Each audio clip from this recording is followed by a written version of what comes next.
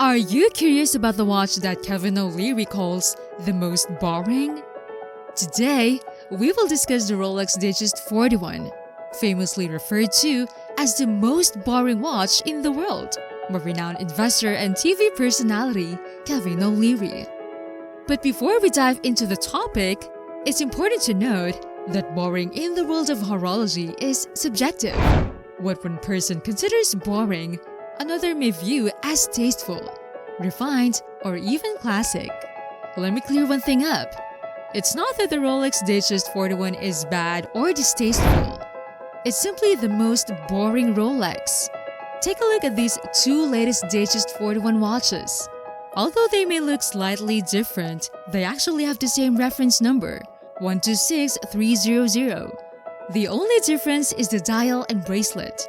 And it's only the bracelet that accounts for the price difference. A full steel Datejust 41 with a smooth bezel and an oyster bracelet is priced at $7,900, but with a jubilee bracelet, it's $8,150. As the name suggests, this is a 41mm watch. I measured it to be 11.8mm thick, 47.5mm long, and with a 21mm lug widths. It also has a water resistance of 100 meters. On the oyster bracelet, the watch weighs about 134 grams, and on the jubilee, it's about 128 grams with a few links removed. So, what's so boring about these watches? It falls into two categories: its design and what the watch represents. Let me start with the design. The smooth, polished bezel, button markers, stick hands, and simple case shape, it's all just forgettable. The most attention-grabbing part is the date magnifier, the Cyclops, which borders on offensive. People who spend much time with Rolex watches eventually forget how bizarre the Cyclops is. I'm not saying these watches are ugly, but they should at least be interesting. That's my personal view. These watches evoke little feeling either way, which is too bad. I'm referring specifically to this reference with the smooth bezel.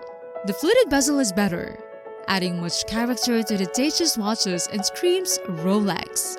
However, these watches need to make a solid statement visually. They're just quietly sitting in a mediocre restaurant waiting for someone to pay attention.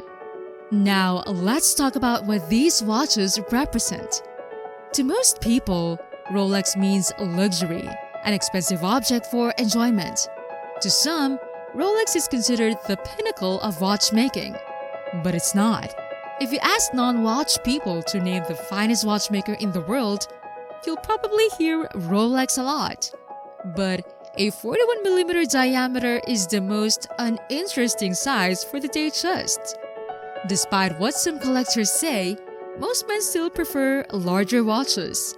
A 36mm Datejust gives a vintage appreciation and confidence that many men lack. So when it comes to luxury watches, Rolex is one of the obvious choices. So why do many buyers choose the Rolex Datejust 41? To many, it's a status symbol, a sign of their achievements. So when they get a new job or a race, they buy a Rolex, the most inoffensive one they can find, the Datejust 41. Some might find it attractive, but many choose it simply because it's a Rolex that doesn't look too over the top. And that's a shame because they're missing out on these watches' uniqueness. Yes, they may be boring in specific ways, but they're also incredibly impressive in ways only watch enthusiasts know about. Criticizing watches is easy and fun, but appreciating them is just as enjoyable. When it comes to the Datejust 41, one of the things that come to mind is quality. These watches are simply good, with impressive and subtle engineering that can be seen in every aspect of a modern Rolex watch. You must be really intrigued as to why the Datejust 41 is deemed to be the most boring Rolex watch since you're almost halfway through the video. No worries, stick to the end and you just might see some glimmer of light for this underappreciated timepiece. If you're liking it so far, let us know in the comments and don't forget to hit the like button and share this video. Regarding these watches, engineering is what truly stands out. Take the bracelet clasp, for instance, with its spring-loaded release and extension system. The hand link tolerances are incredibly tight, and the real star of this show is the movement inside. That's right, these watches are powered by the Rolex 3235 Movement, which was released in 2017 and had several improvements over its predecessor, the 3135. This movement beats at a fast 4 Hz or 8 ticks per second, thanks in part to the blue parachrome hairspring, and features a new escapement system called Chronergy. This system is designed for less mass and more efficiency. And without changing how energy is stored, the 3235 has an impressive 70-hour power reserve. But accuracy is key, and that's what makes this movement truly impressive. For years, Rolex stamped its watches with the text "Superlative Chronometer Officially Certified." But in recent years, the brand changed the meaning of this text.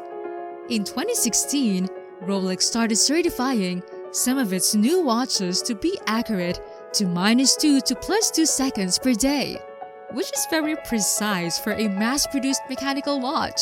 Unlike most certifications by COSC, Rolex tests the movements after they have been placed into the watch cases. Is this accuracy better or worse than Omega's Meta certification, which is 0 to +6 seconds per day? Based on my experience, Rolex movements tend to be more accurate. But that's just my observation of 5 watches from each watchmaker and not a scientific conclusion. It's also worth noting that Rolex recommends servicing its newer watches only once every 10 years. In contrast, Grand Seiko recommends servicing their watches every 3 to 4 years, which is the more common industry standard. The fact that Rolex only recommends servicing their watches once every 10 years says a lot about their confidence in their quality. Looking at the Datejust 41, what excites me most isn't just the name on the dial or its appearance, but the decades of innovation that went into making this watch run at perfect accuracy. Although the accuracy of a watch doesn't significantly impact my life, I can't help but be impressed by it. Despite being labeled as the most boring Rolex watch, the Datejust 41 has still managed to catch the attention of some well-known figures, such as actors Aaron Paul and Zac Efron, musician Jason Derulo, and professional tennis player Roger Federer. These celebrities have been spotted wearing the watch, showcasing its timeless appeal and versatility. The Rolex Datejust 41 continues to be a popular option for both casual and formal wear, thanks to its elegant design and accurate timekeeping. Despite all the hype, inflated prices, and status symbol associated with Rolex, they make some very good watches. For example, the Datejust 41 with a smooth bezel is extraordinary in its own way, especially if you know what you're looking at. So there you have it! The Rolex Datejust 41 may be considered the most boring Rolex watch, but that doesn't take away from its impressive accuracy and history of innovation. What do you think about the Datejust 41? Let us know in the comments. I want to thank you for tuning in to this video, and I hope you enjoyed learning more about the Datejust 41. If you like this video, please give a thumbs up and remember to hit the subscribe button to stay up to date on all of our latest content. Again, this is Megan. See you next time and keep on ticking. If you're looking for the perfect gift for your loved one this coming Valentine's, check out this next video.